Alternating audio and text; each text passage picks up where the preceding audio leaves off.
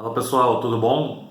Ontem consegui finalmente assistir os primeiros dois episódios da série contando a história da última temporada daquele grupo inesquecível do Chicago Bulls, a série The Last Dance, assistindo no Netflix. Já deu pra emocionar, já deu pra ver o que vem pela frente aí. Achei muito legal a gente ver um pouco dos bastidores da equipe, que na época, né, o pessoal da minha geração acompanhava muito o Chicago Bulls, era o time da década, o melhor jogador de todos os tempos, né, na minha opinião, o melhor time de todos os tempos. E é diferente a gente poder ver algumas coisas que não se sabia, né? Alguns detalhes dos bastidores, algumas coisas de relacionamentos com o gerente da equipe, né, o general manager, que era o Jerry Krause, e todos os conflitos que estavam rolando. São coisas que acontecem em equipes de basquete, né, conflitos. Então, em equipes de todos os esportes, né, existem conflitos internos que não passam para o externo, né, que ninguém fica sabendo. Então é interessante eles terem dado todo esse acesso, né, para as câmeras estarem ali filmando certas situações. Então achei isso muito interessante. Nessa época eu estava morando nos Estados Unidos, eu fui lá, fiz um ano de high school, fiz um ano de junior college, depois fiz universidade, né, jogando basquete. Então o Chicago Bulls todo mundo gostava muito, todo mundo curtia muito. E essa é uma coisa que é diferente, eu acho, daquela época. Apesar do Chicago Bulls ser o melhor time, a gente via todo mundo torcendo para eles, né? Torcendo pro Jordan, apesar dele ser o melhor jogador do mundo, né? E a gente vê hoje é um pouco diferente. Lógico que você vê o LeBron tem muita torcida, né? O time do Golden State tinha muita torcida quando estava ganhando tudo, mas também era um pouco mais dividido, né? Na questão, a percepção que eu tinha na época que era a grande maioria das pessoas torcia pro Jordan e pro Chicago Bulls. Então isso é legal reviver um pouco dessa época. Eu acho que a gente está falando aqui, né, tem pais de alunos, tem outras pessoas que não são da nossa escola, mas gostam de ver nossos papos aqui de basquete.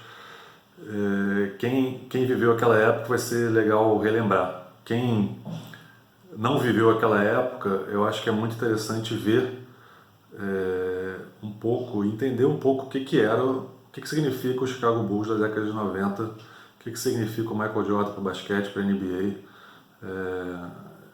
É uma coisa que a gente vê hoje, os ídolos, vê o LeBron, vê o Stephen Curry, vê o Kawhi Leonard, não é a mesma coisa, a mesma grandeza, né, de percepção da gente do basquete, do mundo de basquete, do que era a grandeza do Michael Jordan na década de 90 para a NBA e para o basquete mundial.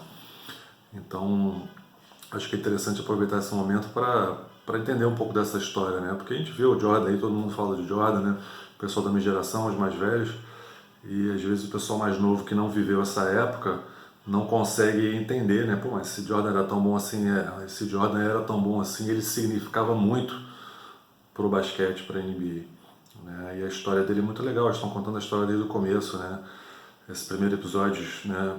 Um falou bastante da história do Michael Jordan, a família dele, ele crescendo, né? As dificuldades dentro de casa, dentro dos times, e evoluindo no high school, evoluindo na universidade, seleção americana, né? Nos Jogos Olímpicos, toda a evolução para ele né? Virar o que ele virou. Né? Até a chegada dele no Chicago Bulls, quando ele foi draftado, o terceiro do draft, e depois você vê a sequência da carreira dele, né? E é legal que essa série está indo pulando, né? Eles vão de uma parte da vida deles, aí depois pulam para o outro período do tempo, depois voltam.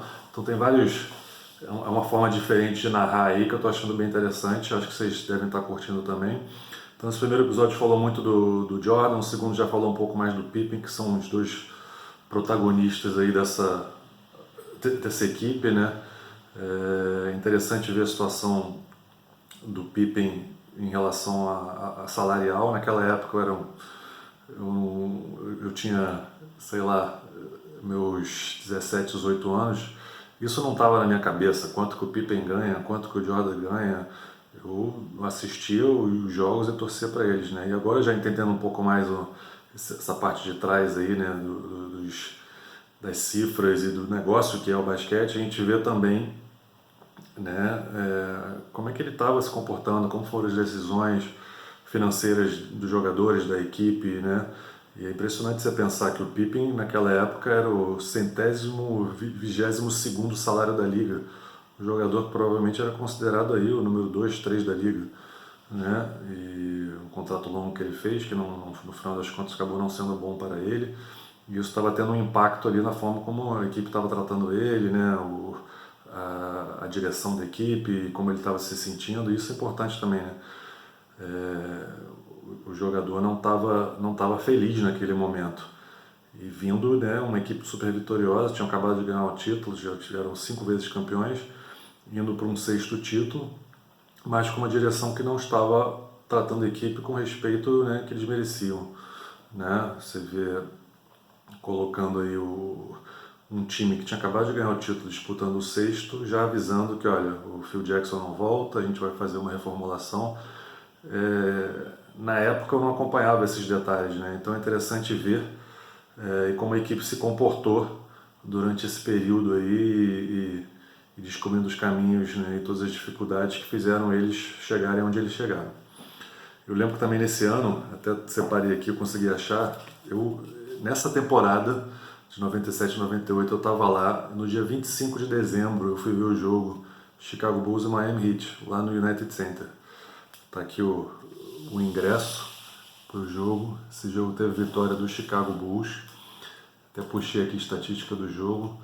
O Chicago, nesse jogo de 90 a 80, o Jordan fez 24 pontos. Eu lembro que foi um jogo bem legal, né? Foi lógico, foi o primeiro e único jogo que eu vi do Michael Jordan ao vivo.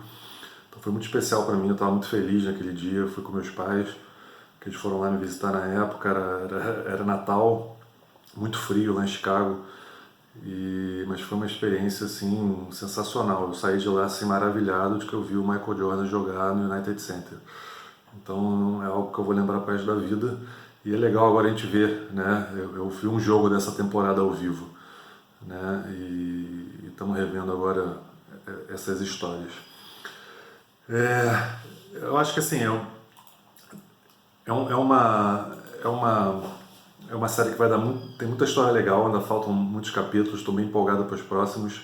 Acho que a gente pode bater nesse papo aqui de vez em quando, falando dessas coisas. Queria falar um pouco também da época que o Jordan parou, jogou beisebol, né? E acho que tem muita história legal, né, desse time que a gente vai ver pela frente. Então acho que é isso, vamos continuar acompanhando, vamos continuar falando. Acho que esse é um momento bem legal que eles lançaram essa série, porque estava previsto para ser lançada mais à frente, mas como está tendo essa paralisação e não está tendo jogos da NBA, acho que é um momento perfeito aí para nós, fãs de basquete, fãs da NBA, para estar acompanhando